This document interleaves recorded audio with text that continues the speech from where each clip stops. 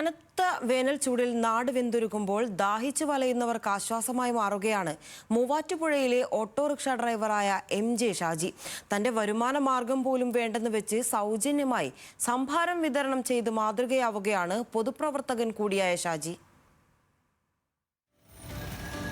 മൂവാറ്റുപുഴയിലെ കത്തുന്ന വെയിലിൽ ദാഹിച്ചു വലയുന്നവർക്ക് വലിയ ആശ്വാസമാവുകയാണ് MK ഷാജിയുടെ ഓട്ടോറിക്ഷ. കടുത്ത വേനലിൽ നഗരത്തിലെ വഴിയാത്രക്കാരെയും ബസ് കാത്തുനിൽക്കുന്നവരെയും തേടിയെത്തുകയാണ് ഷാജിയുടെ സഞ്ചരിക്കുന്ന തണ്ണീർപ്പന്തൽ.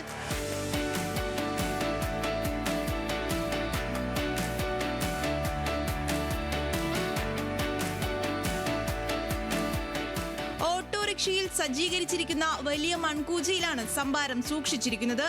തൈരും ഇഞ്ചിയും പച്ചമുളകും കറിവേപ്പിലയും ചേർത്ത ഔഷധ ഗുണമുള്ള ഈ പാനീയം കുടിക്കാൻ നിരവധി ആളുകളാണ് എത്തുന്നത്. പ്രതിദിനം 25 ലിറ്ററോളം സംഭാരമാണ് ഷാജി വിതരണം ചെയ്യുന്നത്.